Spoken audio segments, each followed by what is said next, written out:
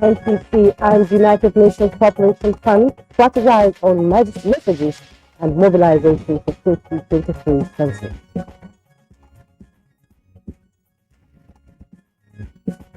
Hello, good morning, Nigeria. Today we shall focus on political broadcasts and the 2023 general elections.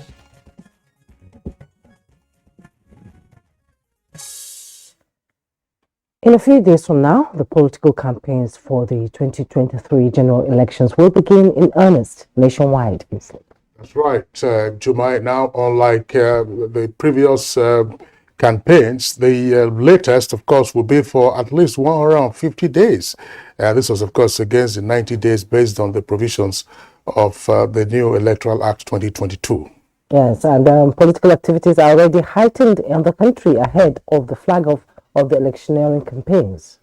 Most of the political parties have concluded arrangements, as it were, for the launch of their campaigns, and this is with the constitution of their respective presidential campaign councils. But there are seemingly apprehensions that the campaigns might be tough in view of the alterations and exchange of words going on by some candidates ahead of the flag off of the electioneering campaigns. It's very heightened indeed. No question about that. I mean, we are seeing insults and unhelpful attacks being hauled one at the other. Now, but Section 92 of the Electoral Act provides that political campaign or slogans shall not be tainted with abusive language, either directly or indirectly, and that such should not be intended to injure the religious, ethnic, tribal, or sectional feelings of Nigerians.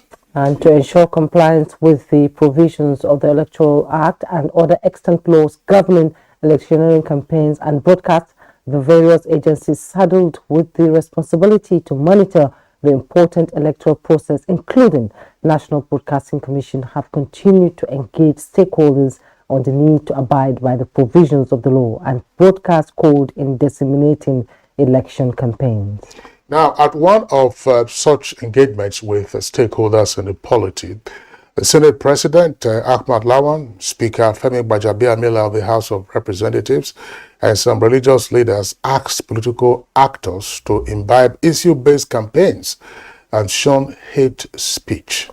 And in his words, the Senate President said, and I quote, rather than emphasize discussion on policy positions to address many of the social and economic challenges we face, we are engaged in frivolous, illogical, and sensational exchanges. Unquote. Well, that's right. That's part of what we've been hearing in terms of the insults that some of the spokespersons have been exchanging in the lead up to the formal declaration of the campaigns. But one organ that is critical is spreading these campaign messages fast as both the media, print and electronic, in addition, of course, to the social media. That is where the war is actually, on the social media platform. And so what role should the media play, especially the electronic media, to ensure that hate speech and unguarded statements are not being disseminated to the public? What sanctions are there for violators of broadcast code pertaining to election campaigns? And how prepared are the agencies responsible for monitoring and enforcement of the broadcast code and other laws governing election campaigns? What should be done to avoid sensationalism and the campaign of calumny during the electioneering period? It's Good Morning Nigeria, the first for the week, a cool Monday morning here in the nation's capital. Welcome to the program. I'm Kingsley Osadolo. And I am Juma Yusuf. You're welcome to the program, coming to you live on the network service of the NTA. In line with our tradition, we shall serve you our complimentary segments in the course of the program. But first, the news with Musbau Dan Wahab. Good morning, Musbau. Good morning, Jumai and Kingsley. Something caught my attention from your banter there. 150 days to campaign. Yeah. It means more resources will be thrown into this, right? That's 5 clear months. 5 clear months. 5 clear months. Now, I'm just imagining how heated it's going to be. No question about that. But this is useful. It's useful. If candidates, assuming for presidential candidates, for instance, if you have to pound the campaign trail for 36 states and the Federal Capital Territory, you need enough time. 5 months is not even enough. It's not enough. So we have seen some semblance of pseudo campaigns, if you may, already. But of course, that's part of the worrisome signals that we're getting in terms of hate speech and the illogicalities that we refer to in our banter. Right, let's see how they're going to leverage on this improved opportunity. And I wish them well. Waiting for a campaign that will be of standard and not a campaign of calumny like you have just said, rightly, Kingsley. Now let's take the news. President Muhammadu Buhari has commended Nigerians living in the United States of America for their exemplary roles they are playing in their different areas of endeavor, urging them to continue in that line to earn more respect of their host. Speaking at a town hall meeting with Nigerians in the diaspora in New York, President Buhari described as pleasing as many have either been elected or appointed into various responsible and competitive positions in the United States. The country, not forgetting home and working with Nigerians at home to build our country, and this group has been really amazing. Like I said, what is unique about all of them is that they're not just sitting in America. They all have business back home. The doctors are doing things back home, medical missions. They're contributing, helping to raise other young Nigerians. So we keep at it and keep ensuring that we engage our diaspora. Meanwhile, President Muhammadu Buhari is back in Abuja after a successful outing of the 77th session of the United Nations General Assembly in New York, United States. The president was received on arrival at the Nnamdi Azikiwe International Airport by FCT Minister Muhammad Musa Bello, Inspector General of Police Usman Alkali Baba, Director General, Department of State Services Yusuf Magaji Bichi, and other senior government officials. While in New York, the president delivered Nigeria's national statement to the world's largest diplomatic gathering and participated in various high-level events critical to the security and stability of the country as well as socio-economic developments. State House correspondent Adamu Sambo reports that this year's outing by President Buhari of the United Nations is the last under his administration. And Malcolm, the indivisibility of Nigerian states is a divine creation that cannot be subdued by any force. This message dominated the interdenominational church service in commemoration of Nigeria's 62nd independence anniversary. Vice President Professor Yemi Oshinbajo, Secretary to Governments of the Federation, Boss Mustafa, and heads of security agencies and other top government officials are among those that attended the event. Shining bright, the nation of God's promises, a nation of opportunities, of equity and justice, a secure and prosperous nation, a nation of laws and righteousness. Even if what we see today seems bleak and dark, we are confident that God, who owns the heaven and the earth, will fulfill his promises concerning this nation. Lagos State has observed its first ever car-free day to join in the call for a reduction in the emission of greenhouse gas, currently at about 25% in the country. Commissioner for Transportation, Frederick Oladende, said this is pertinent going by the climate change reports. The high level sea rise, the extreme temperature, and so we need to adapt. And one of the ways of adapting to the climate change that we're experiencing right now, let's rely less on our cars and then more on public transport and non-motorized transport, so that we can begin to reduce the amount of greenhouse gas that we're emitting, especially in the transport sector. Less than a week after the Nigerian Immigration Service, Kebbi State Command intercepted and handed over a 13-year-old girl victim of human trafficking to the National Agency for Prohibition of Trafficking in Persons, who was intercepted on her way to Libya. The commanders again intercepted 3 other female victims en route to the same country. It's appalling that with all our efforts, people are being apprehended day by day. Some of those are intercepted now are victims who are going on journey to Libya. National Population Commission, NPC, and United Nations Population Fund are working out a comprehensive communication strategy to aid effective implementation of publicity, education, and advocacy on the 2023 Population and Housing Census. Chairman of the NPC, Nasir Isa Kwara, at a message development workshop says having clear message on the objectives of census taken will build public support. A people-oriented organization like the National Population Commission, constant and effective engagement of people through aggressive publicity and advocacy messaging is a crucial first step it must take in the attainment of its mandate. All right, that's it on the news for this morning. Good morning, Nigeria. We'll continue with Jumai and Kinsley after this break. Stay with us. Yeah, welcome back. Trade promoters and revenue-generating agencies are leveraging on market opportunities, especially after for ease of doing business. Details with Comfort Ahmadu. There are many issues to look at: regulatory issues, standard issues, technical issues, and all the rest. But more importantly, how do we leverage on the whole the market as this opportunity we have?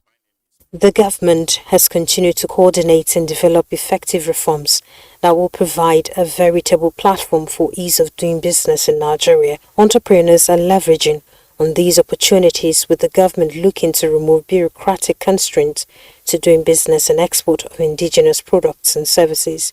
Is to also build what we call preservative warehouses, where at least you can put all these goods, perishable goods. Such preservative warehouses, as it's been done in Russia and some other places, you can keep the goods for 7, 6, 8 months and it will still be fresh. With the rising global demand for made in Nigerian goods and services, entrepreneurs and key players in the trade sector are continuously evolving ways to scale up production and supply of Nigerian goods and products to the global market. You need to bring back your foreign exchange earnings into the country. And recently, the government has been encouraging people that are going to do export. If you bring in dollars into Nigeria, you earn some naira on top of your dollars, apart from the regular exchange rate. With initiative to drive support for producers of goods that can be exported to earn the needed foreign exchange for the country. Thank you very much, Comfort Amodo, for the business package. Up next, newspaper review.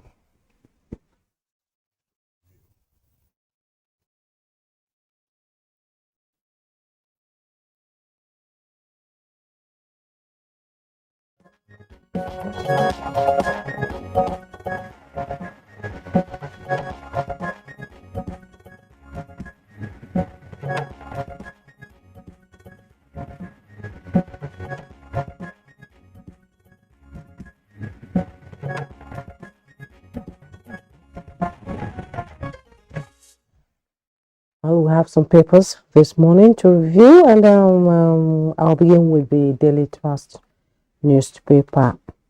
And just below the masthead, we have Nigeria must have national dream identity, as attributed to former President Olusegun Obasanjo, with kickers says country needs unifier to address current disunity.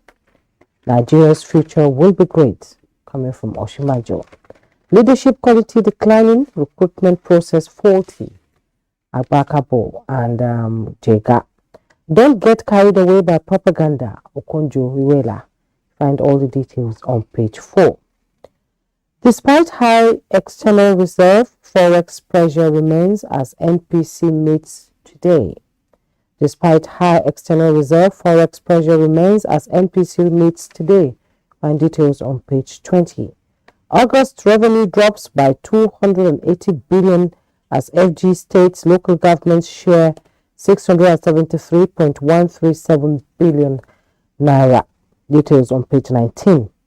Army produces pamphlets to guide officers on elections. Details on page 5. And the picture story you see there, some youths pushing a car trapped in a flooded road along Tude Idiabo Road in Jabi, Abuja yesterday. The rains keep falling. The flood continues. Kinsley, should I take the punch before you take the leadership? Let me catch your breath. Let me take the leadership newspaper. The leadership newspaper is next for us.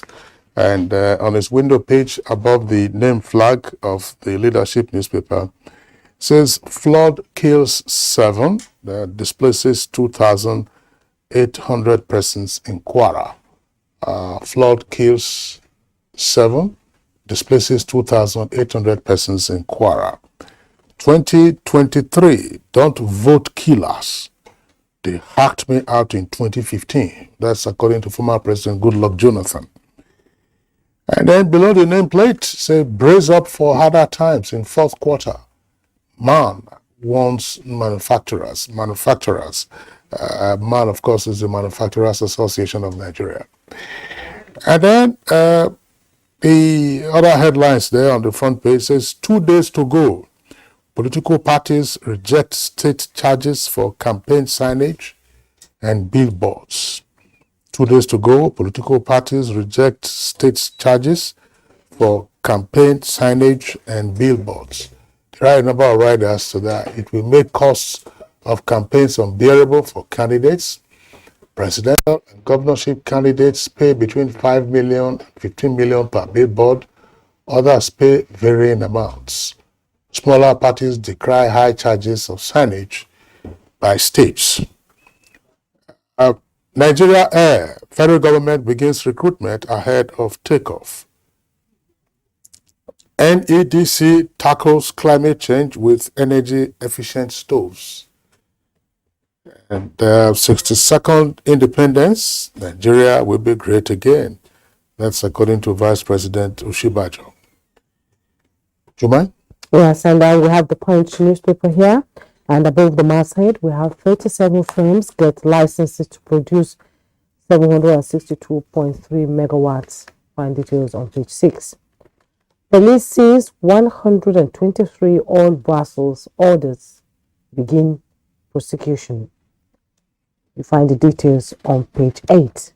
Nigeria's economic outlook uncertain, welfare worsening. That is coming from the World Bank. You find the details on page 25. Muslim ticket, Tinubu Shetima frustrating reconciliation, says Lawal.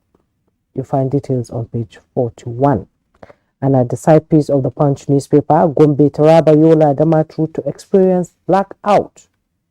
Gombe, Taraba, Yola, Damatru to experience blackout.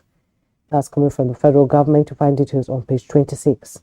Bandits kill 3, kidnap 8 Zamfara nursing mothers. You find the details on page 16. And the headlines we have from the Punch newspaper, politics and insecurity. Demand for bulletproof vehicles, special security gadgets surges. Demand for bulletproof vehicles, special security gadgets surges. With riders, VIPs, politicians, orders procure armored SUVs, demand overwhelms dealers. Suppliers confirm increased demand, sales, experts worry over killings and kidnappings.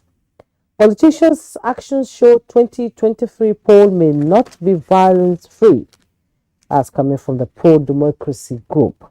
And the picture story you see there, celebrations, began yesterday for the 62nd independence of Nigeria, and you can see the picture stories there from Abuja, Lagos, and Port Harcourt. And still on the Nigeria at 62, and ASU strike now. Khan tells federal government. To find details on page 16, and the weekly security review, which you can go over and find out how things have been working out. in Nigeria. Yes.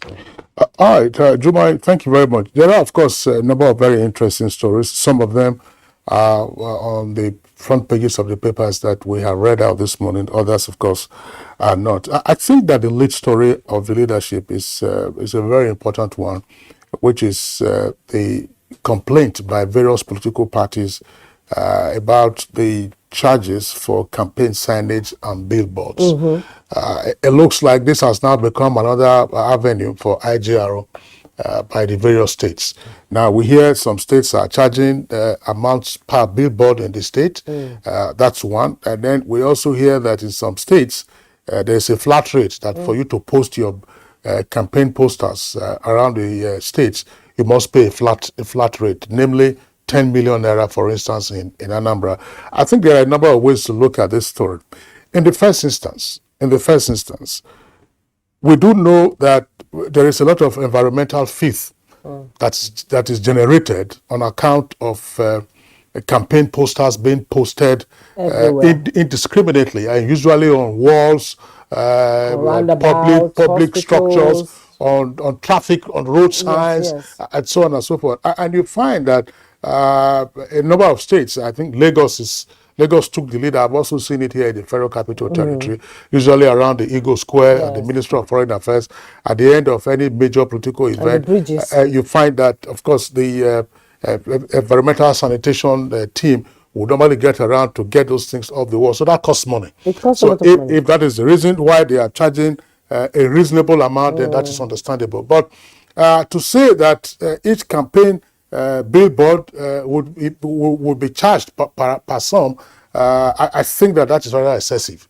I think it's rather excessive. And the question to ask is, what recourse do the political parties have? Is this a matter into which the Federal Competition and Consumer Protection Commission can wade into? Because there appears to be really no, if you may, no reasonability in the charges. Just say, oh, this is what you are going to pay. If a candidate, but for instance, campaign is not cheap. I agree, but that is not the only avenue for campaigns. I mean, look at you have to have radio jingles, you have to have newspaper advertisements, you also have to have television adverts, you will have rallies, you have airtime, and so on and so forth. So what we are talking about the reasonability of the charges. There's no point. There's no point in saying because campaigns are not cheap, therefore you make it. You say each billboard will be 10 million. 100 million. In some cases, we are hearing that it's between 10 and 15 million. How many billboards does a candidate need to have in a state? That is one. And in some states, let's also be realistic. Let's also be realistic, because these ones that states are busy charging the IGRO, are charging these amounts for the IGRO. Some candidates are forbidden from having their posters or even billboards in the state. So you frustrate them, and so the alibi now will be, oh, you didn't pay, that's why we brought it down, and so on and so forth. So if you have these campaign posters, if you have the billboards all over the place, perhaps it would be useful to go around and count the number of billboards that a candidate has, and then multiply it. If the candidate were to pay that same amount throughout all the states of throughout all the states of the federation, the question there would be, are you in breach of the provisions of the Electoral Act that delimit the amount that you can spend on election campaigns? And well, another headline that we need to talk about briefly, Kingsley, is the politics and insecurity. Demand for bulletproof vehicles is going up. It's quite expensive to buy a bulletproof vehicle now, and all these special security guidance. But if you're in comparison with the billboards, if you can buy the SUVs at this exorbitant price, the billboards is quite cheap, don't you think? Well, we're having bulletproof now because of the way we have run our country. Oh.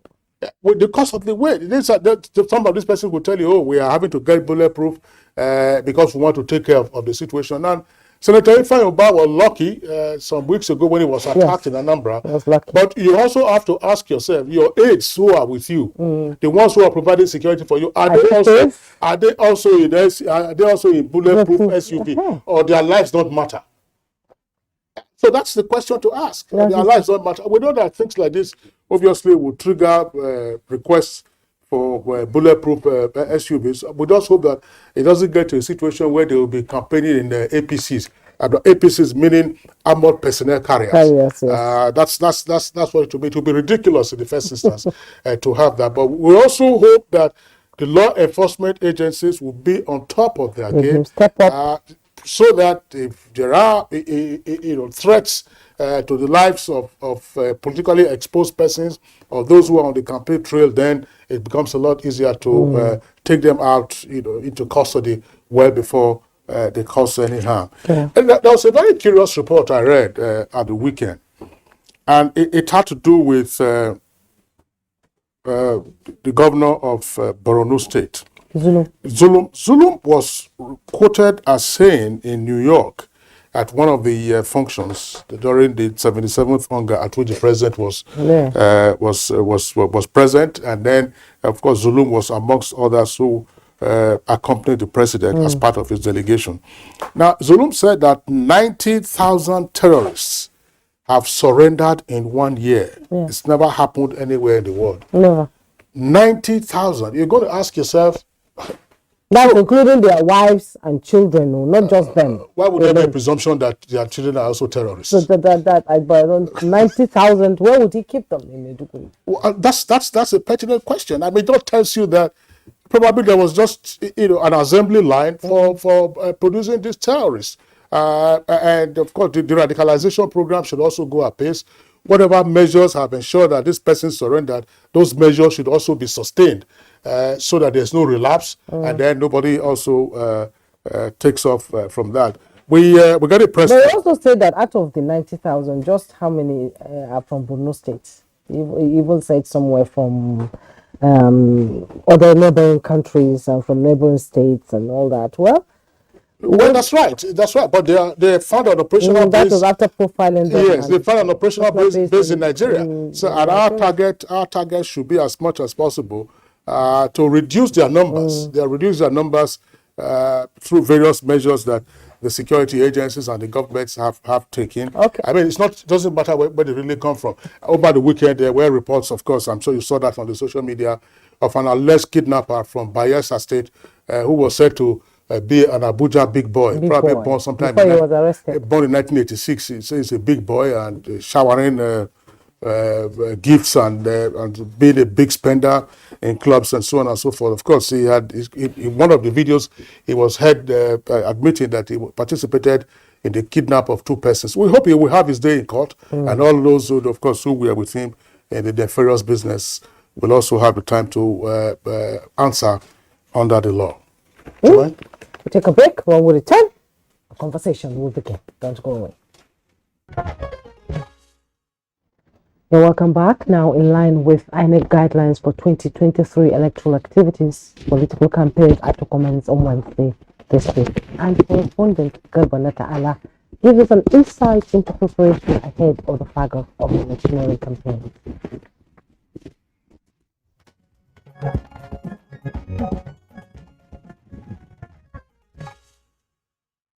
Barely 2 days to the commencement of electioneering campaigns for 2023 general elections, the 18 political parties have constituted their campaign councils to market their programs and manifestos to enable them get votes from the electorate in the forthcoming polls. According to Electoral Act 2022, the electioneering campaign is to last for 150 days, unlike the previous exercise, which was 90 days. Already, the atmosphere is becoming charged ahead of the flag-off of the campaigns. As a way of ensuring a hitch-free campaigns, Section 92 of the Electoral Act makes it mandatory that a political campaign or slogan shall not be tainted with abusive language directly or indirectly. This, no doubt, is aimed at ensuring violent-free campaigns. Already, some agencies responsible for the smooth conduct of the campaigns are engaging stakeholders on the need to play the game according to the rules. Media outreach are definitely ensuring good governance. I want to also declare that measures are put in place to ensure peaceful campaigns devoid of surgery. Now, to ensure the use of social media is not abused in the course of the campaigns, what measures can the broadcast industry put in place to regulate negative utterances? What provisions are there to ensure balance and fairness to all to avoid bias reportage? Could debates feature as accountability mechanisms for informed decisions on who to vote for? To these issues, guests shall provide answers and more shortly.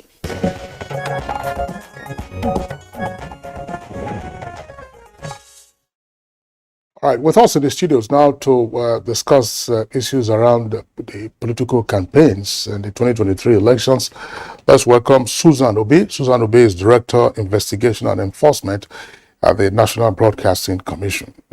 Ms. Obi, we're glad to have you this morning. Good morning. Okay. Also here with us in the studios is David Akoji, who is Special Assistant to the Director General of the National Orientation Agency, and is also a specialist in strategic communication. Good morning. Akoji, glad to have you this morning. Thank you very much. And also joining us in the conversation from our Kaduna studio is Professor Bashir Ali, Head of Department Mass Communication, Kaduna State University. It's a pleasure to have you join us.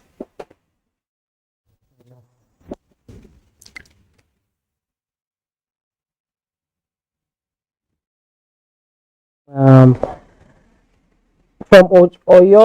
Ojo is Professor Lai Osho, School of Communications, Lagos State University. Professor Lai, it's good to see you. Good morning. Thanks, Jimmy. All right, Professor Lai Osho, let's just suggest that you look directly into the camera of your Zoom. Because you're looking out of the camera, you're looking out of the screen, right? That's right. So we can see you a lot better now. But if you frame yourself much better, I'm sure that will be to the delight of our viewers. So, madam and gentlemen, we're glad to have you with us in the studios. The formal flag off of electioneering campaigns will be on Wednesday, but we do know already that the air has been filled with some semblance of campaigns. But this is the formal flag up where you'll be having political rallies and speechification and all that. Let's begin with the Head of Department of Mass Communication at Kaduna State University, Professor Bashir Ali. Professor Bashir Ali, some persons argue that 2023 elections will be like no other in the recent history of our country. What should be our concern with regard to political broadcasts? Well, our major concern should be that of whether or not that we have the political will to enforce all those very good conditions which have been laid down. I believe that it is not lack of training or lack of understanding which are our major problems. Our major problems are the political will, whether the politicians themselves, whether the media, whether the NGOs, and us have the political will to do what is written down, what is stated that we should do. These are the major problems. These should be the major challenges. Are we ready? Yes, we may be ready, but do we have the political will to do that?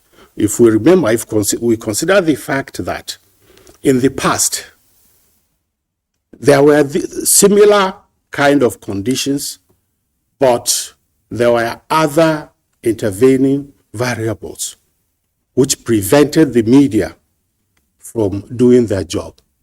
And I am afraid that it may be possible that no matter how well prepared we are, these conditions may still be there. And if care is not taken, if we have not taken care of these problems, we will still arrive at the same conclusions and the same results which we obtained in the previous campaigns. These are my concerns. It's a high level of. You want to ask him a follow-up question? I know. I just wanted Professor Lyle Shaw to also pitch in on what should be concerning in terms of political broadcasts ahead of the former flag off of electioneering for the 2023 elections. Professor Lyle Shaw. I think that we are witnessing what some people have called permanent campaigns. You know, the campaign has already started, despite the fact that the INEC said it should be Wednesday. So we know the campaign has started. But it appears to me that we are the supporters of various parties and individuals are the one driving the campaigns so far, not the political parties and, you know, what you have. So it seems to me that we are getting more and more people, ordinary people, the electorate, the citizenry, are getting more and more involved in political activities, unlike before.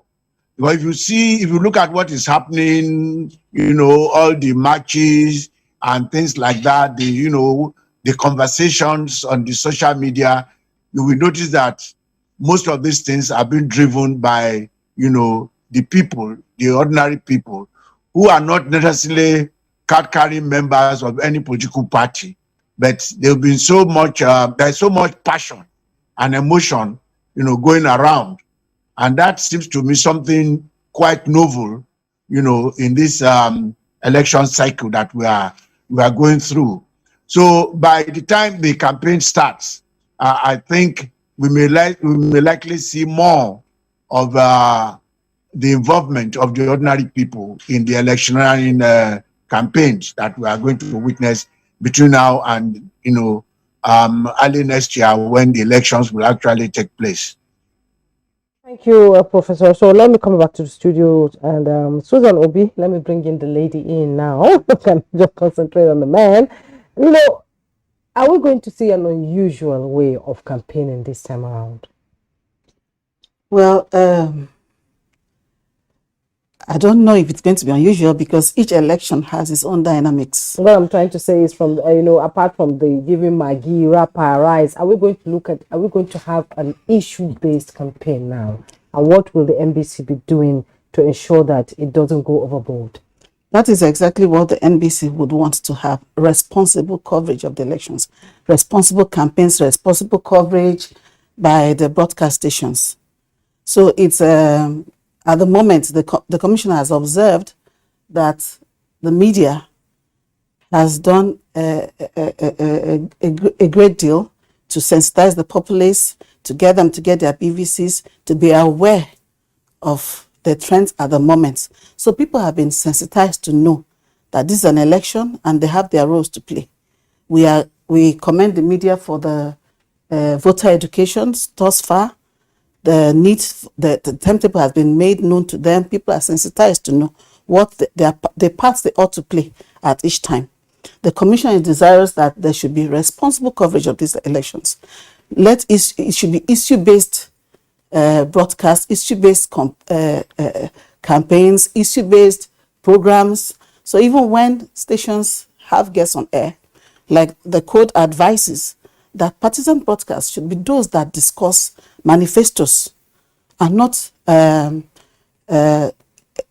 those that come to run down the opponents and all that. So we're expecting that. That is why the commission has had sensitization programs in 3 locations: in Kano, in Lagos, Enugu, and today in Lagos, to get broadcasters to realize the roles they need to play. So we're expecting something better this time around, not what we had previously. Okay, well, we'll come to what you had previously. Perhaps we should actually ask you that question now. How was it previously? What are you moving away from? We are starting early to talk about, to talk to broadcasters about, now, like you said, now with the Electoral Act, we have 150 days of campaigns. So it gives ample time to the broadcasters to play around, have their advertisements, all in decent language, not produced by the station, not exceeding 60 seconds. And also, I mean, we'll talk about the responsibilities now for the broadcasters at this time. They should engage a lot more in, well, discussion programs that give their, I mean, there should be an array of aspirants being allowed to come and talk, discuss what they have, so that people are better informed to make their right choices. People know now that we expect that broadcasters would avail the populace of the information that so that they realize that when they vote now, they could have a good governance in the next 4 years. People are being sensitized to know that truly they need to vote. So, and well, we're moving away from, we talk about, previously we have had issues of hate speech and fake news. A lot of times reliance on the social media. The social media has come to stay with us.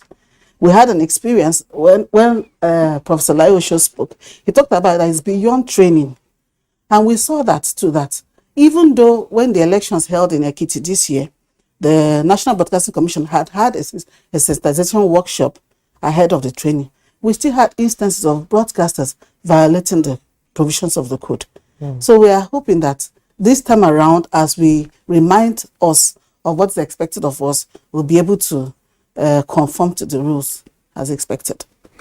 All right, thanks. We'll return to you shortly. David Akoji, of course, you're from the National Orientation Agency. Are you in on the electoral campaigns in terms of helping to superintend the perimeter of the campaigns by the political parties and their candidates, or this is a matter that has been left to the candidates and their supporters? You know, like you said in the preface to this conversation, the campaigns had actually started, you know, in various guises. We're seeing all sorts of marches, you know, on various streets across the states, you know, and then we're seeing followers of various candidates also putting out all kinds of narratives, you know, out in the public space. So at the National Orientation Agency, we anticipated all of this. We are concerned. We are concerned of some of the issues before the elections. We're also concerned about some of the issues that we anticipate would happen during the elections and after, you know. Before the elections, what we're saying, for instance, that creates concern in our minds is these marches that I'm telling you about. We had one yesterday. Yes, in Abuja. That's going on all around the state. A lot of these young people who are embarking on these marches probably have not read the Electoral Act and do not know its provisions in full. And they also perhaps do not realize that elections are not won or lost marching on the streets. You know, part of the issues around elections is a candidate must get 25% in 22 states. You know, it doesn't take a critical mass in 1, 2, 3, 4, 5 states to win an election. So we're putting out education around this area. And the reason why we are concerned about this is the acceptability of the eventual outcome of elections. You know, so if people do not know the rules around it and they have this impression in their heads and perhaps result comes out different from what they are expecting, what consequence would that have for national security? So these are some of the concerns we're having in the build-up to the election. We're also watching the deliberate use of disinformation. Madam from NBC spoke now. She talked about responsible campaign and issue-based campaign. This is exactly what we want to see.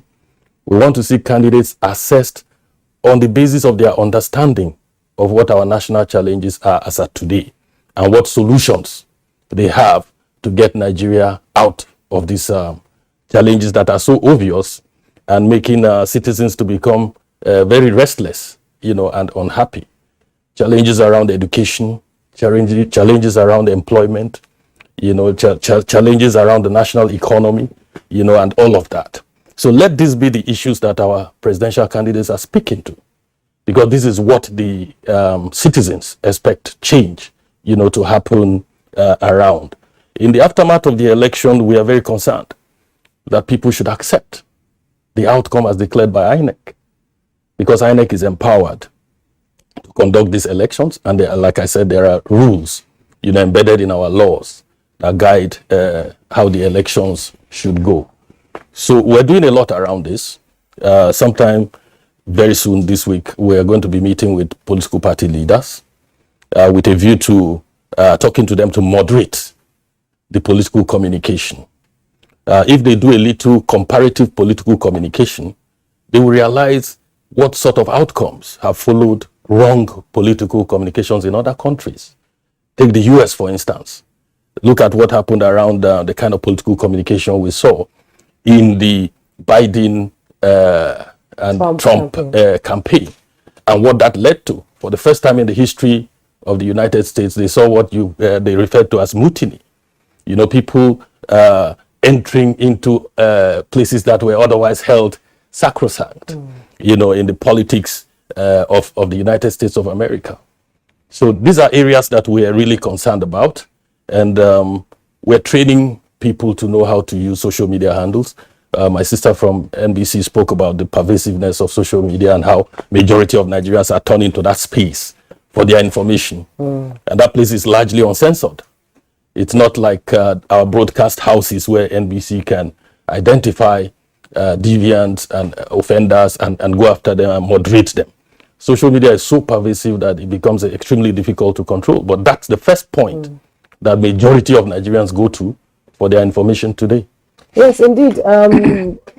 Experts have said that Nigerians need a total reorientation, especially now that we have, a larger number of the youths coming on now as registered voters. And you're saying that some of them do not even know what the Electoral Act means.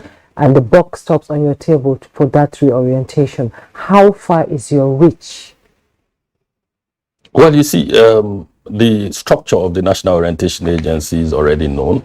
We're present in the 774 local government and the 36 states.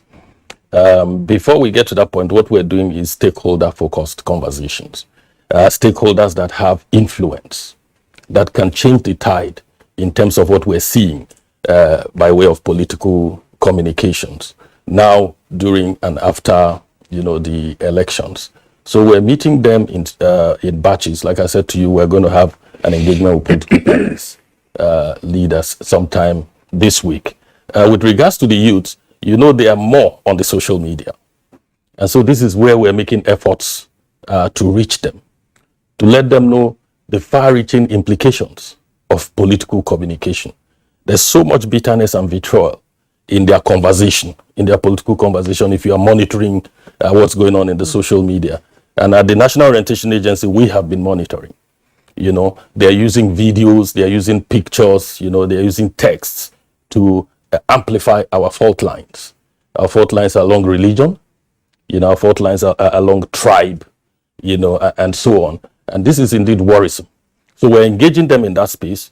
We are fact-checking those videos and putting out the truth. A lot of those videos are manipulated. We're seeing instances where contesting candidates from other places are being put down. A lot of lies being put out there to influence voter behavior. So we're engaging the youths on this with regards to developing a culture of truth in the social media space. Okay, David Akoji, thank you very much for for your opening comments. Just to clarify, imagine that was a slip when you said as part of the voter education that NOA will embark upon, that elections are not won by marches on the streets, but by one plurality of votes that is called, say, in a presidential election, and then you are also able to score at least 25% of the votes cast in 2/3 of the states of the federation. You said 22 states. That should be 24 states. Yes. So, but effectively, it could be 23 states and the Federal Capital Territory, or if you have 24 states without the Federal Capital Territory, you still become the winner. If you have the majority of the votes, that's plurality of the votes, as well as the required spread. Thank you very much, David Akoji. We'll come back to you. Professor Bashir Ali in our Cardinal Network studios. Let's turn now to some of the matters that have been rife in the lead up to the formal flag off of the campaigns. Fake news, hate speech, and then tap into ethnicity and religion. These are matters that would appear to be defining the preliminaries, if you may, to the formal flag off of campaigns. Is there any likelihood that these items that I just mentioned, 4 of them, religion, ethnicity, fake news, and hate speech, is there any likelihood that they might be attenuated as we get closer to voting? Alternatively, what can we do to reduce the preponderance of these elements? Well, actually, I feel that there is nothing much we can do because it's almost too late for us to do anything. This should have been done perhaps when the social media or the internet was introduced. To put any measure now and think that we can, do something which can curtail mentioned, I think it's a big dream. Nevertheless, one of the most important things that we think about is about those who encourage this youth, especially just like what the person from the NTA said. You don't have to be an expert when you go through the social media to know that even before the formal launching of the campaigns, we know that the country is almost divided along these lines. And even before that time, like I mentioned. Now, for us to say that, okay, let us put this law into consideration, let us put this into consideration, and so on and so forth, it may not be possible. But I think one of the ways in which we can maybe forestall what may happen in the future, perhaps is to introduce, even at the primary, secondary school levels, media education, in which we can, highlight certain advantages and disadvantages of these kind of things. The youth today are growing up almost accepting that for you to be very popular in the new social media is for you to align maybe as a religious group champion or as an ethnic champion and so on and so forth. And we should not forget the fact that they are not just doing that. Many of them are not just doing that simply because they want to do it.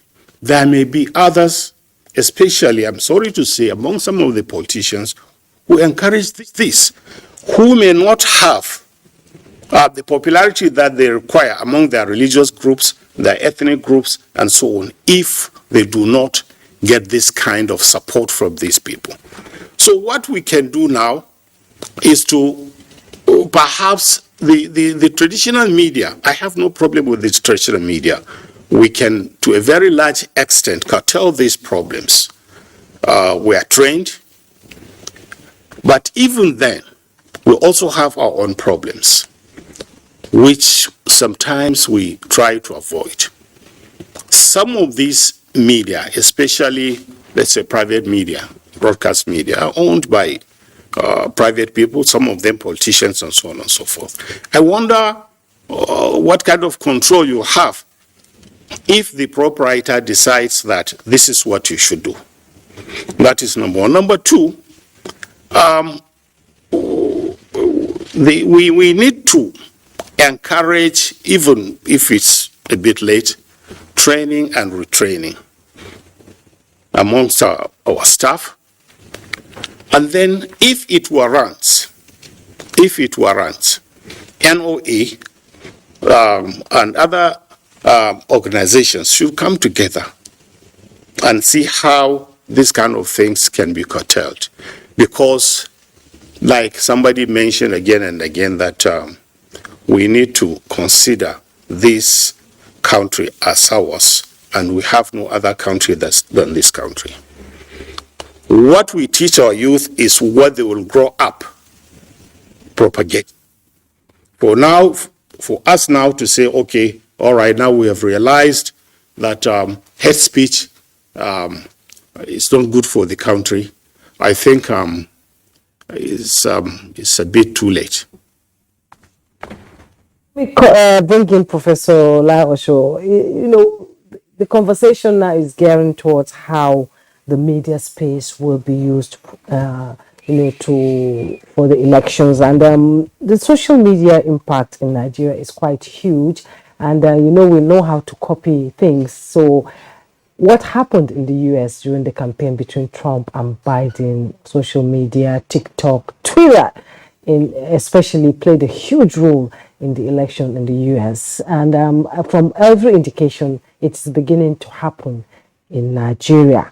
How can these people who are on the social media propagating, all this calling for violence or instigating violence or insulting political and presidential candidates be able to be cautioned?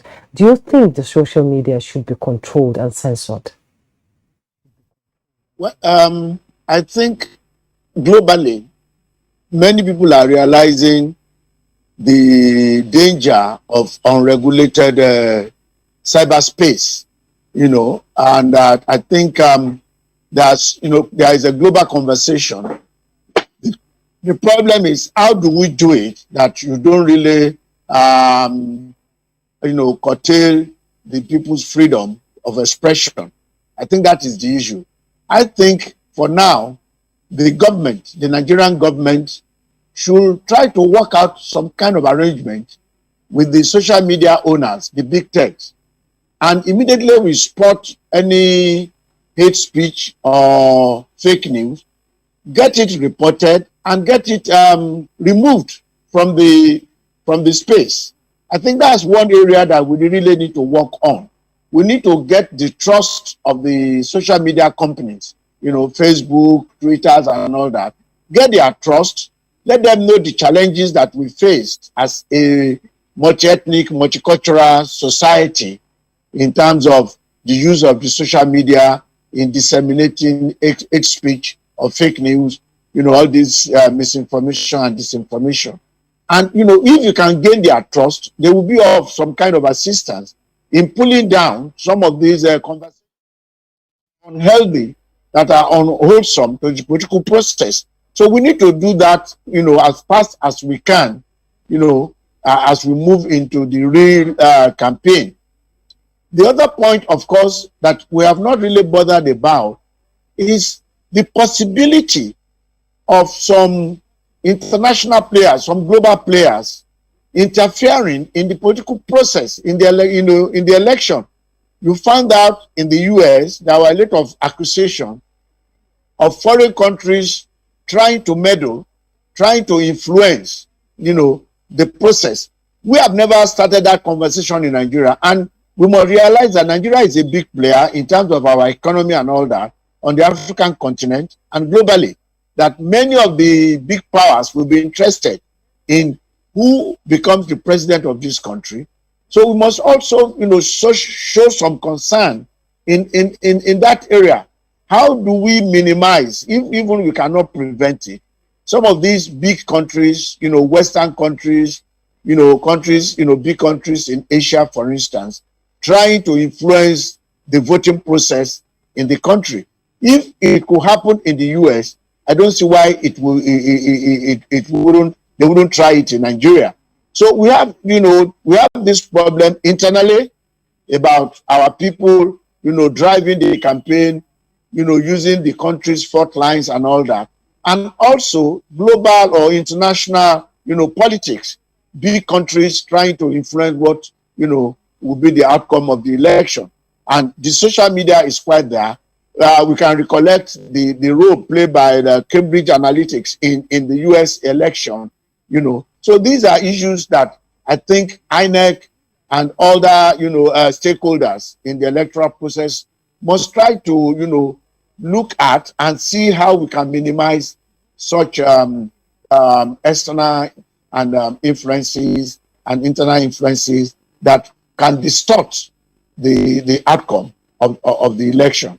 I think we really need to take this on board in our conversation and in our planning, to ensure that we have something that is very, very, very close to the real wishes of Nigerian electorate.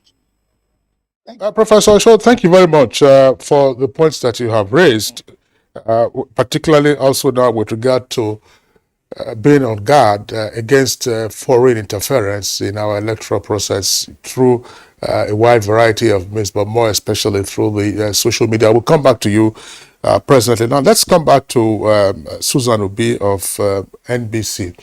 Earlier, you did say, in responding to our question, what you were trying to get away from, that there were some lapses you observed, for instance, in the recent Ekiti governorship election.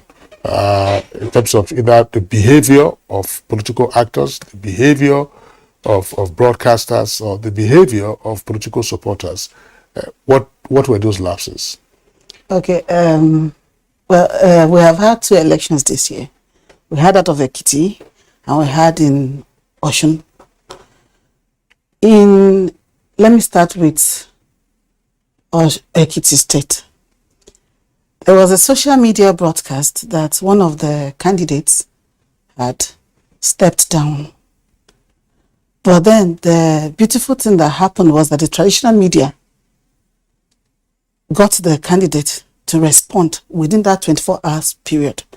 And they doused that information that was going around, because it was critical at that time, for the electorate to be enlightened. And then that was doused by the intervention of the traditional media. In Oshobo, we witnessed, during that bad period, 2 stations in Osun had campaigns in their news, and several times throughout the day, about a candidate calling on people to go and cast their votes, and talked about the achievements of the party, and those were the instances we got at Osun. Prior to that, we monitored the Anambra State governorship election November last year. And we had this campaign too, where the station, there were 2, forgive my mentioning, it was the acronyms, but they changed the acronym to represent something else. Assuming it was NBC, a political party, and then we'll just use something else to represent NBC. And we'll say, okay, NBC is saying, go out. And it was made to sound as though it was a sensitization broadcast. It was as if it was just a call for people to go and vote. But they used that NBC that is known to represent a political party. The 2 parties there, the 2 key parties there, had that kind of content during that bad period.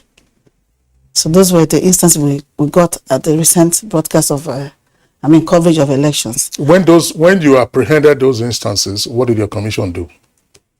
We asked that those broadcasts should be stopped. Even then, I'm sorry I didn't mention it. In Ekiti, there was a message by, one of the civil society organizations. It was a drama, it was a playlet. And it was in the local language that called on people to go and cast their votes and to avoid vote buying.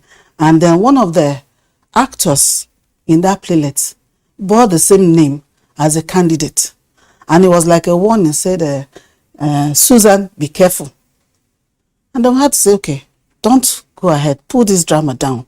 Because assuming it doesn't turn out in the favor of this person, it's as if you have demarketed him already. So we go ahead, and then for the commission we want the broadcasters to know what they are supposed to do. Especially with the proliferation of so many, media outfits now, especially radio, which I'm going to come to now, because and their phone-in programs. Recently, somebody 3 days ago called me and mentioned a particular radio station and said, "Can't NBC talk to them? How can they allow somebody to call in and be saying such inciting words? What is your capacity in monitoring these stations?" The National Broadcasting Commission has 10 zonal offices and presence in 26 state offices. Beyond this, we have those who call the broadcast assessors who monitor as well and turn in reports. We are concerned about some of the things that happen on air. That's why we encourage stations to employ the delay mechanisms so that when there are certain utterances, certain words, certain comments that should not be allowed, it can be muffled. But we have found that a lot of stations don't have this mechanism, and it's not, it doesn't go well for them. It's not to their credit. It's required. They have the right to free expression of speech. Beautiful. We all know that everyone has a right to free expression of, freedom of expression. As long as your freedom, we are free to extend our hands, as long as your hand in the expression of extending your hands does not hit another person's nose. So there's no freedom without limitation, and freedom comes with responsibility, which is the onus is on the broadcaster now to enforce that responsibility. It's like the other, I think the Professor Pache was saying that maybe it's late now. For us, I don't think it's late. It's never too late to make amends. It's never too late to get things right, and that is why we're having this kind of conversations to be able to attenuate this preponderance of hate speech, fake news we're seeing. If people are enlightened to know that this is what is allowed, assuming a contestant is on air and then he goes ahead with his vituperations and suddenly he can no longer hear himself, he takes a cue from it. I know some teachers have said they have conversations with guests who are politicians before they go on air to tell them this and this. These are they lay down the ground rules. But sometimes in the heat, in the frenzy of the discussion, they get carried away. Then that's where professionalism and proper moderation comes in. We have monitored some broadcasters who have done thorough interrogation. So to draw back the guests, sometimes when they are veering off, they call them back so that they don't lose focus of the discussion, and to let them know to concentrate on what it is that they have come for, which should be to talk about their manifesto, their candidate, and not run down others. Okay, well, Susan Obe, thank you very much. There are a number of issues that, we'll still touch on. Let's come back again to David Akoji. David Akoji, still on the problematics that we would face with respect to this election, fake news, hate speech, focus on ethnicity and religion, and non-attention or very scant attention to concerning issues of development, of progress, of an agenda for 2023 and beyond. What is the National Orientation Agency going to do in terms of assisting the populace process the deluge of misinformation, framed as fake news, or hate speech? How does a person who is not sufficiently educated process all of this, along, of course, with what Juma just raised, the kind of abuses you hear sometimes on phone-in programs on radio? Yes. You see, like I mentioned earlier on in this conversation, political parties and politicians are deliberately setting up social media teams, that are propagating these dysfunctional narratives. What we call fake news, it just describes the ecosystem of disinformation, misinformation, and malinformation. Now, a lot of use is being made of these three concepts that I'm just talking to you about. How do we moderate it? What we think at the National Orientation Agency is it's important to capacitate the public to be able to interrogate and fact-check the information that comes to them, especially from the social media, as well as the traditional media. And so what we are doing currently is we're training people. We're building capacity of Nigerians across the 36 states. Thus far, we've trained well over 1,000 people. We've done 7 sessions and graduated 7 sets drawn from different states. What that is intended to achieve is that in every state of the country, there's a known person, who has the technical capacity to use web-based tools to fact-check videos, trace their origin to the country or wherever in the world it is that they have been taken out of and then contextualized in our present processes. Same for pictures. So this is what we're doing at the National Orientation Agency, and we're going to continue doing that. That is in addition to sensitizing our citizens to become curious, not to accept information on face value, but to seek to interrogate such information to know more about it. I will tell you this. I was actually gratified when I saw on television the other day the chairman of the National Peace Committee, His Excellency General Abdusalam Abubakar, saying that this time around they're going to get these presidential candidates not to sign only one pact, but two. They'll sign a commitment to peace and a commitment to using reasonable language, political communication in the entire process. Has it ever worked? Well, what I see is this. We need to become a bit more creative. Like I said, there's a predominance of Nigerians today on the social media, and the social media does not enjoy the extent of regulation that traditional media does, thanks to NBC. So what we are proposing at the National Orientation Agency is that the National Peace Committee, led by General Abdulsalami and Hassan Kuka, should work with the National Orientation Agency and the NBC to get these presidential candidates to do a TikTok video of 1 minute, committing themselves and their followers to peaceful election and to the use of temperate language in the process of the campaign. This is critical. If that is achieved, and we have TikTok videos, 1 minute, of especially the leading candidates saying, look, I am not in support of this political communication that divides us along fault lines. I am not in support of any person who is using languages that is abusive, and that tends to amplify our existing fault lines. And I'm committing myself to a violence-free election, and that begins to circulate. Those who are following them would see this, and it will moderate the kind of caustic language that we're seeing in the political communication space at the moment. All right, Akoji, thanks. Again, we'll return to you. Professor Bashir Ali. Professor Bashir Ali, well, in political communication, it's now become the norm, especially with the advent of social media, for candidates to provision for social media influencers. That began, we saw that first in 2011, but more prominently in 2015. And this year, in the lead up to 2023, it is doubtful if there is any candidate who doesn't have his own team of social influencers, so social media influencers. What can be done to achieve a break-in into the modalities of the operation of these social media influencers? I'm not saying, look, arrest them. I'm just saying, look, we do know now that a number of these so-called social media influencers are the sources of the kind of fake news or hate speech being generated in the first instance, and then they just go suddenly viral.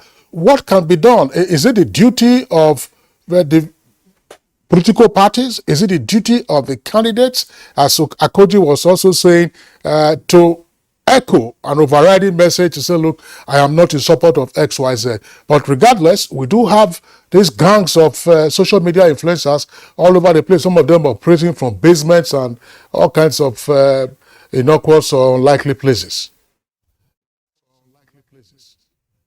Well, actually, there's nothing wrong with that. I think the political parties, the candidates, and the electorate should come together. Thank God that NOA is doing something along the line of asking the contestants to, dissociate themselves from hate speech and so on and so forth. I have one concern. Chances are they are going to do that in English. What happens to the other languages? Are they going to be translated into different languages and then placed on TikToks and so on. Now, coming back to the question, I think since we've been able to now identify the fact that politicians are the ones who are sponsoring these ones, I think in future, if it's not late now, if it is late, fine. But in future, they should be made to register their teams so that they can be tracked. Once there is any problem, we know from where it will come from. That may be one of the reasons. Then secondly, like I mentioned earlier, the issue of training, the issue of educating the electorate is of paramount importance. Unless these teams are identified and then trained, I think this will continue. And then perhaps thirdly, I do not really support the idea of government coming in to, moderate. But let there be some kind of mechanism in which different civic societies, NGOs, and others will come and organize workshops and so on, where we discuss these issues, and then we invite the politicians and then the social media influencers, identified ones, so that we come together. And in addition to what NOA is suggesting that General Abdul Salami and his team should do, they should also be made, to always remind people that it is not a proper thing for any of the supporters to engage in hate speech, to engage in fake news, and so on and so forth. This way, they can easily be identified.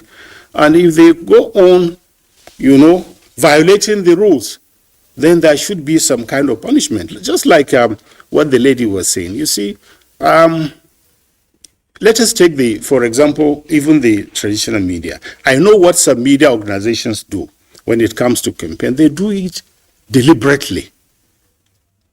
It's as simple as, okay, you will be punished and fined 500,000 naira. They can collect millions and then deliberately place these speeches, or they can violate these rules and then pay the punishment and continue.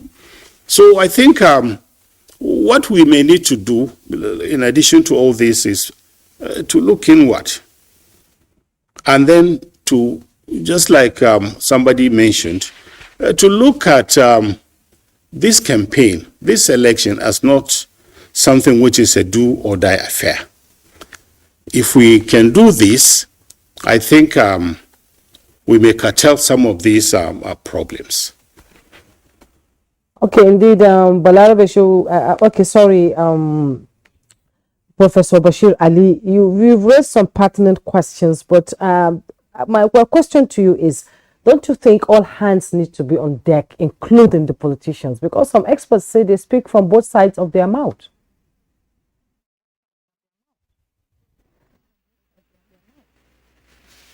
Politicians, let them be identified. They are the ones who sponsor the influencers, and then they should be identified. They and the social influencers, social media influencers. Now, if I am a politician and I have my team, I'll have to register my team so that I can easily be tracked if there is a problem with what members or what the influencers are saying in terms of negative reportage or in terms of hate speech and other things. And then if this is established, maybe there should be some kind of warning.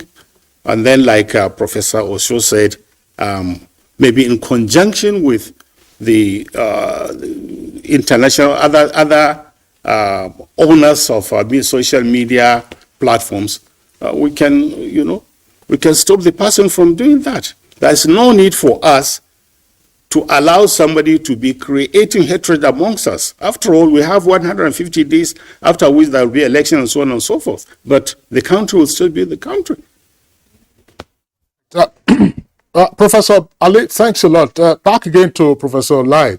Professor Lai, as I said, we recognize the attention you invited us to with regard to likely foreign interference, and why therefore we should be on our guard. But our critical focus right now is on the domestic environment, the municipal platform, where, as we have said, a number of so-called social media influencers have already been recruited, and we are already seeing the content that they are generating. Yes, in some instances, candidates may issue disclaimers or endorsements to say, "Oh, I support this," or "I disapprove of XYZ," and so on and so forth. But what further steps can and should be taken against these so-called social media influencers, and some of them who also are talking heads on electronic media, generating hate speech, fake news, and then exacerbating our ethnic and religious fault lines? All right, it looks like we lost Professor Lai there. Take a break. All right, Professor Lai, it looks like we lost you there. My question is, all right, Professor Lai, we are back home.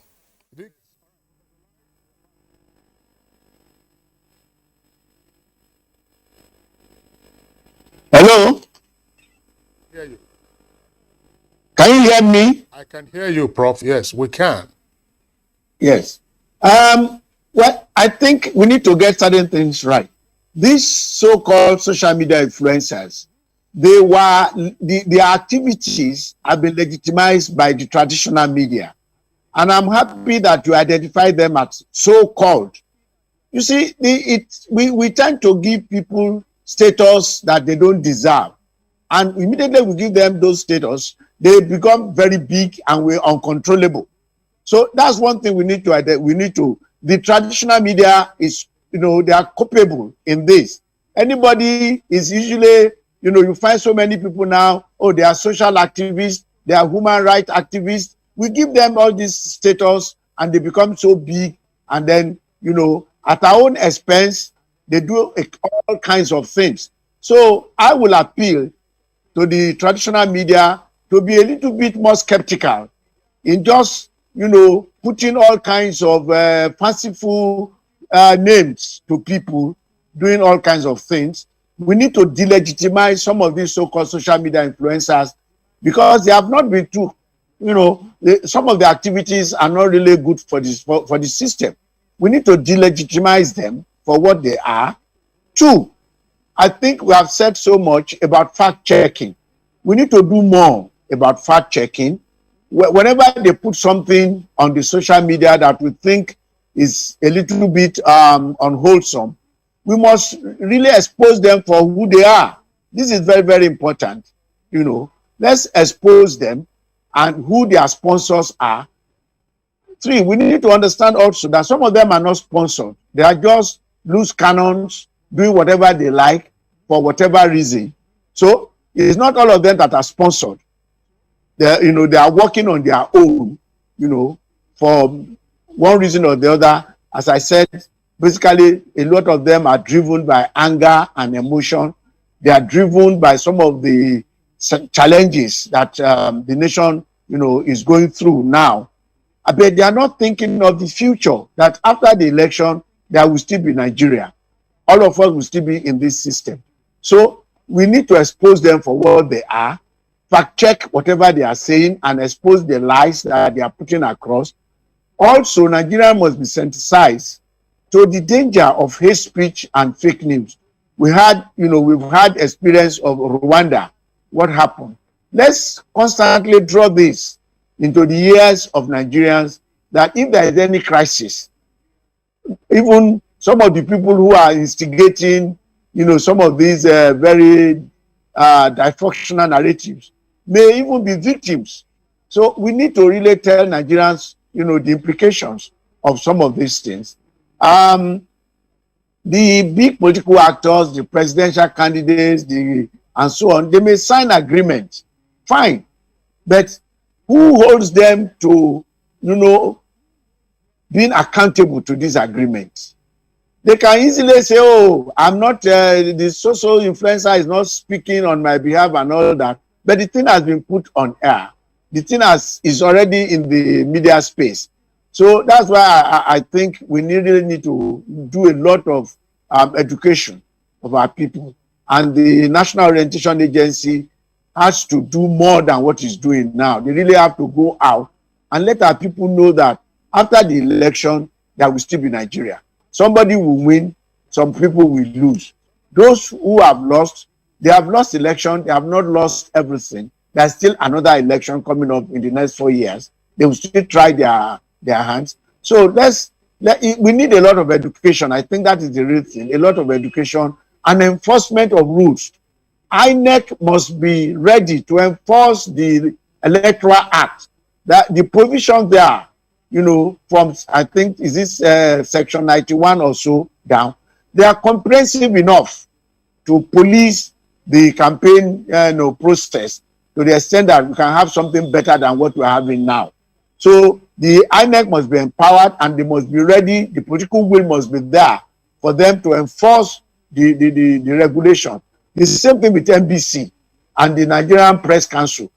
It's like we talk so much about NBC without talking about Nigerian Press Council. The newspapers are also doing it. You now find some newspaper articles that are basically based on what they lifted from social media. And I start wondering, where are the reporters and so on and so forth? Lyle Show, we seem to have lost you there, but we'll take a break. When we return, our conversation will begin as we begin to wind down on it. We'll be right back.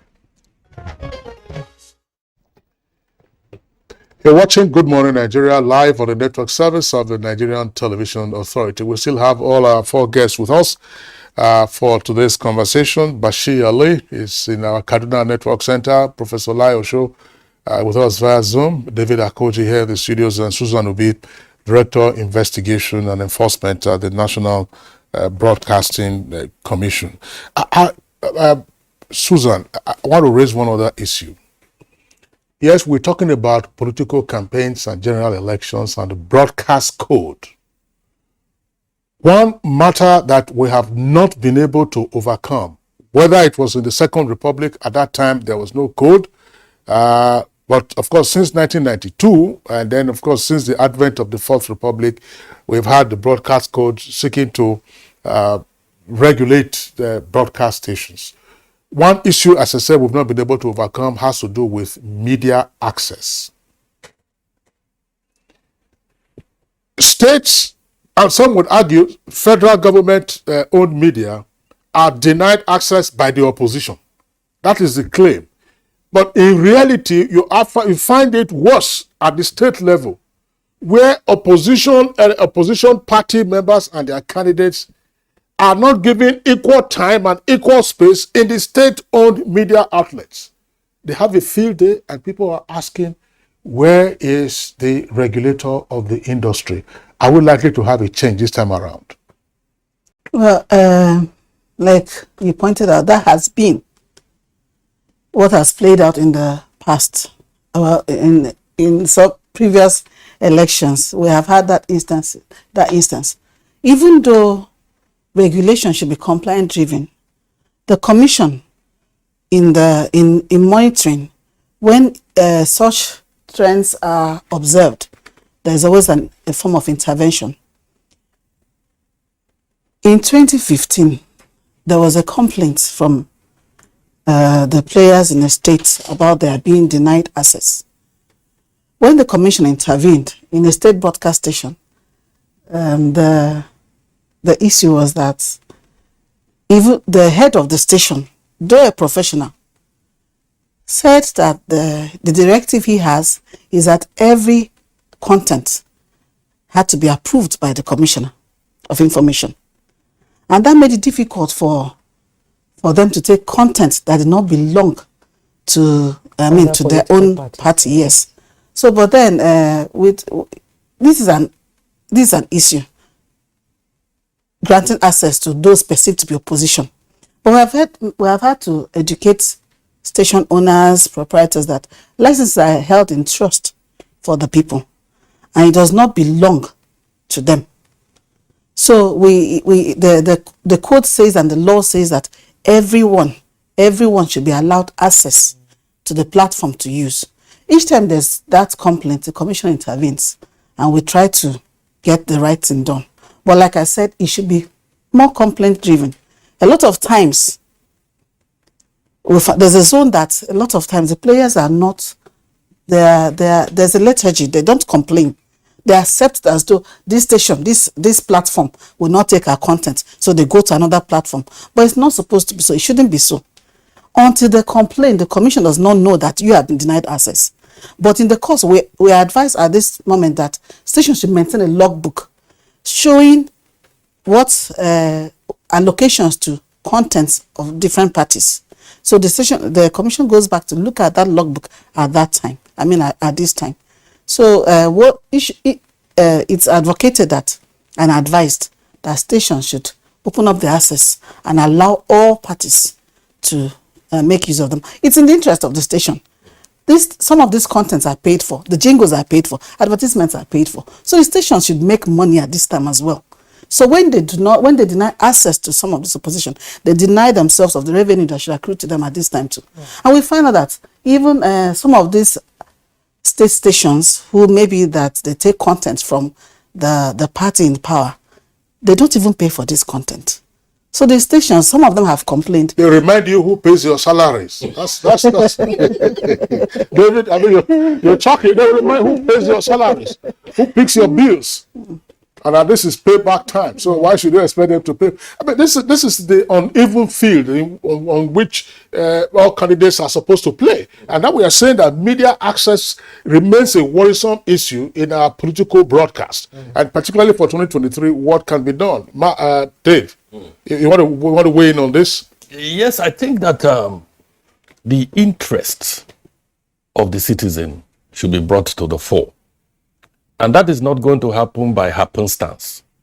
We need to see an active citizenry. Citizenry that will make demand and say, no, we want to see the full picture. You can't just be showing us one side of the picture and then you're asking us to decide. Now, if you are afraid of us listening to the opposition, it means that you have something to hide. Why don't you let us hear it all and then make our decisions based on our knowledge of the complete, rather than just a part. It's easy for people to use power, for their own selfish benefit. So it takes an active citizenry who are aware to say, no, you cannot do like that. And then when the voices of the no, we want to see the big picture, becomes pervasive and predominant, then there will be no choice but to let the big picture show up. On the political terrain, we have noticed two kinds of people following politicians. Those who do not care at all about national development, but see an opportunity in a candidate coming to power as benefiting them personally. They would get whatever kind of material and position benefits that comes with a particular person, coming to power. And then the second type of people that we see, which is the desirable, are those who think that, look, this person can solve our problems nationally, not my problem, our collective problem of the economy, of infrastructure, like you said, Kings, and of education, all the gaps, that we see that are impeding progress, national progress, and making us seem as if we cannot competitively position ourselves in the Committee of Nations and take our place of pride, as the African giants that we are and are supposed to be, So there needs to be an elevated form of communication that shifts people from this side of seeing power, the acquisition of power, as power unto itself. No, power is not useful unless it is used to impact positively on the lives of the majority. And that can only come by a sense of patriotism, a sense of passion for your people and for the country. So we should assess these candidates on the basis of what is their level of proven capacity, proven commitment to nation building, and proven commitment to the people of Nigeria. So this is what I think, Kings. Okay, thank you so much. Let me join Professor Bashir Ali. It's a known fact that the government in power controls the media in states and both on the federal level, and we can see what happened in 2015 when a change of government was coming in. The APC was there, PDP was there. We saw what happened in the media space. Would we be looking at it differently this time around? Can you repeat that again? About the government in power being in control of the broadcast houses and the media outlets in their state and both on the federal level. We saw what played out in 2015 with some documentaries that were aired, and so many utterances on the media space. How do you think the broadcast, industry can be able to have a level playing ground for both parties and sort of censor some of these things that will go on air? Well, I don't think what happened in 2015 can be repeated now. There may be some positive developments. But just like somebody mentioned, he who pays the piper dictates the tune. For somebody to think, for example, that media controlled by states can give level playing ground to the opposition, I don't think that is realistic, whether in 2015 or 2023. Let me give you one example which happened, and those who are involved know what I'm talking about. A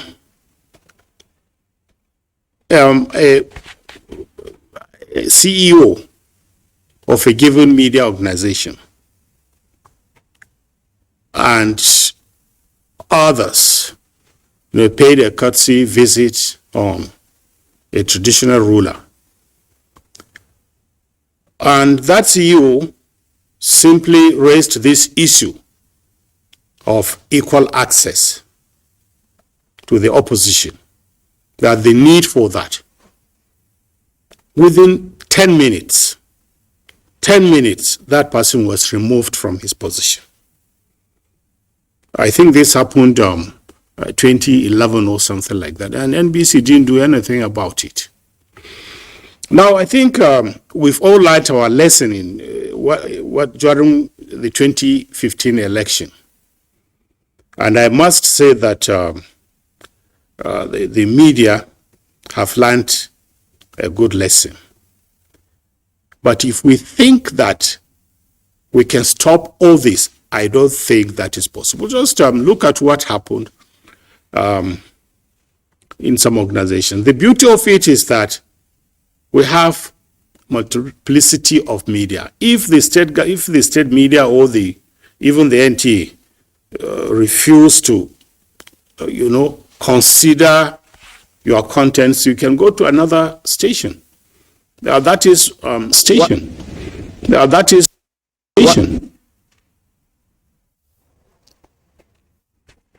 But to think that this issue will not arise again, I think is not correct. Yes, there are some developments, positive developments, and it is not that those who are in control of the media do not do this, do not know this. Check the NBC code. All these are there. All of the issues, most of these issues we are discussing are there. And they know it, and we know it, and people know it. But to think that we can just say, okay, since we know it, let us do it, I think will not be something that we can easily achieve. We can still go back to the issue of education, voter education, media education. The more we educate people to know, the better. And then NBC should play a more active role, should keep tab on this kind of things happening. And then they should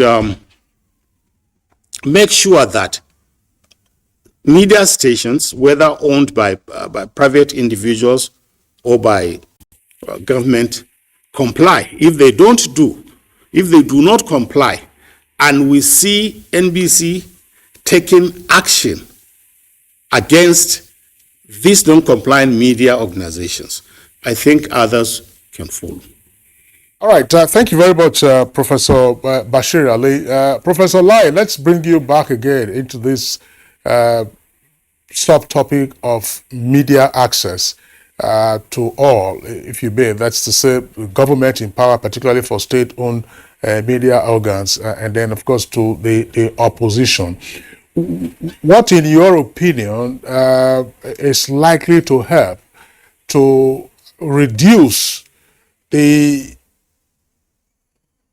heavy political disposition, if you may, of media managers who, of course, are concerned about their job security and therefore refrain from taking content from the opposition, even though the code, which is subsidiary legislation as well as other extant pieces of legislation, do guarantee that everyone should have access to the media that is, of course, held in public trust. What can be done? We're not saying that it can be eliminated overnight, but what can be done? Well, that's a very tough issue, because if people are concerned about their survival, economic survival, about their employment, then that if those considerations override, professional ethics and professional judgment, then we are in trouble. Because at the end of the day, the media provides the platform for multiplicity of views and voices. And if you begin to consider your own, individual economic survival to the detriment of that cardinal function of the media, then, we are in trouble. So I think we really need to go back to the issue of, ethical consideration, the professional ethics of media practice, and try to get our media people, editors, reporters, and so on, to, imbibe that spirit that the ethics is very, very important. Because, as I said earlier, after this election, there will still be a tomorrow. And the media, each media organizations must be concerned about survival. And what guarantees survival of media organizations? Their integrity and credibility. So if you compromise your integrity and credibility just for the moment, within the campaign will start on Wednesday, by February, March, everything will be over. If you have destroyed your organizational credibility and integrity, then how do you recover it after the election? So the survival of the organization is tied to the observance of ethical considerations, ethical codes. This is very, very important, and I think every media organization must realize that. And I think somebody said that this is a period that media organizations should see as a period for them to make money. All the actors, all the political actors will like to, enhance their visibility in the media, and that does not come cheap. So if they know that you are credible, you will treat their content with some professional respect, they will come to you, they will pay, and then you make your money. And that guarantees your survival. I think that is very, very important. So if you just want to pander to the interest of your owners alone, then if you are not careful, you'll be out of business very soon. And you can see that there are so many broadcasting organizations that are really struggling because they really not open themselves, up for multiple influences, multiple voices. Their content, their programming is so narrow, that's why they are not making money and they are not making any impact. So this is a period for them to go back, reset their editorial judgment to meet the needs of the society in terms of providing that platform for different people. Okay, Professor Lai Osho, School of Communications, Lagos State University, thank you so much for your contribution. We're actually running out of time. Professor Bashir Ali, Head of Department of Mass Communication, Kaduna State University, it's been a pleasure having you on the program. And David Akoji, Special Assistant to the Director General of National Orientation Agency and Specialist in Strategic Communication. Thank you so much for coming. Thank you very much for having us. Madam Susan Obi, Director Investigation and Enforcement, National Broadcasting Commission. Thank you for coming. Actually, this is just the beginning of so many conversations to come in the course of this electioneering campaign, leading to the elections. Thank you so much for coming. You're welcome. And that's Good Morning Nigeria for today. Join us again tomorrow for another interesting edition. I am Jumai. Yes, sir. And I'm Kingsley Sadala saying, do have a nice day ahead.